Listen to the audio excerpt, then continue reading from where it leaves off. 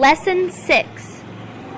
The teaching of the Dhamma, the turning of the Dhamma wheel. Paragraph 1. 2 months after his enlightenment, the Buddha gave his first discourse, entitled The Turning of the Dhamma Wheel, to the 5 ascetics, the Kondanas, his old companions, at the deer park in Isipatana, near Benares.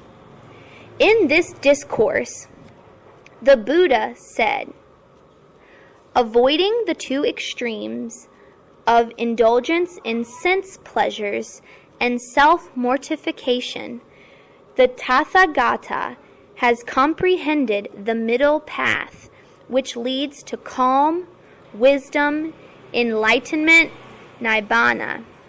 This is the very noble eightfold path, namely, right view, right thought, right speech, right action, right livelihood, right effort, right mindfulness, and right concentration. Next, he taught them the 4 noble truths: suffering, dukkha; the cause of suffering, samudaya; the ceasing of suffering, nirodha; and the path leading to the ceasing of suffering, magga. The Venerable Kondana understood the Dhamma, and the stainless, dustless Dhamma vision arose in him. Thus, all that is subject to arising is subject to passing away.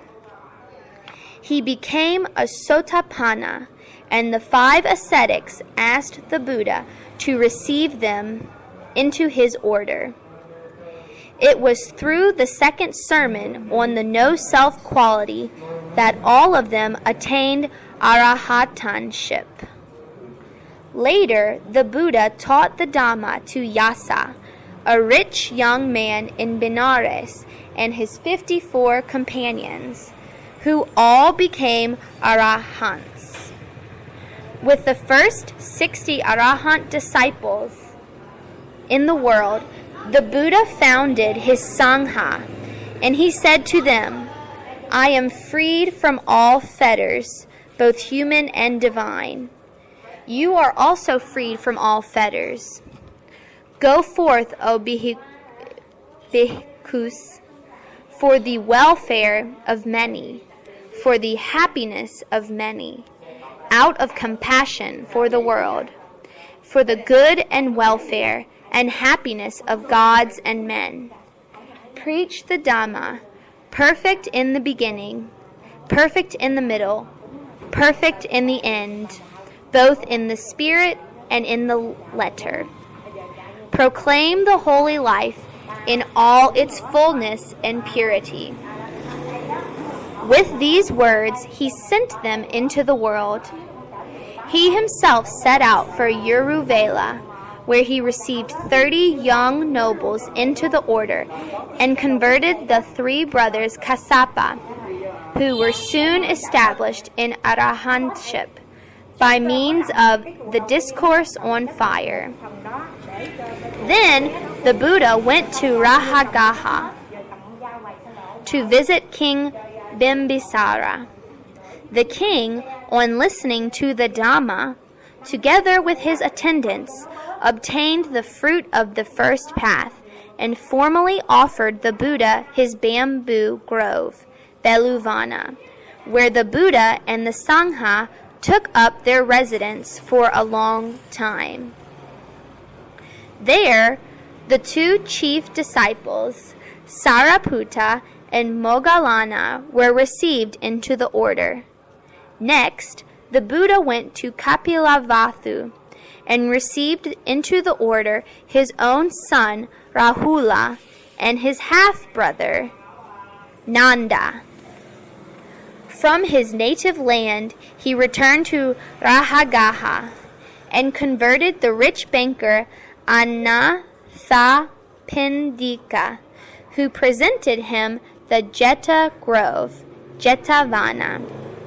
For 45 years, the Buddha traveled up and down the valley of the Ganges, throughout the kingdoms of Magadha and Kosala, northeast of India, teaching the Dhamma to all classes of men and women, kings and queens, nobles and Brahmins, merchants and workers, outcasts and beggars, without making any distinction between them.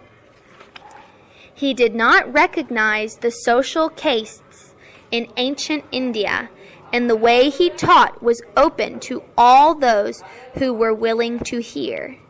He exhorted his disciples to tread the path themselves, for the Tathagatas are only teachers. Adapted from Narada Mahathera and W. Rahula. Dhammapada, verse 273. The best of paths is the Eightfold Path. The best of truths are the four sayings. Non-attachment is the best of states. The best of bipeds is the seeing one. Dhammapada, verse 276. You must make an effort. The Tathagatas are only teachers. The meditative ones who practice the way are freed from the bonds of Mara.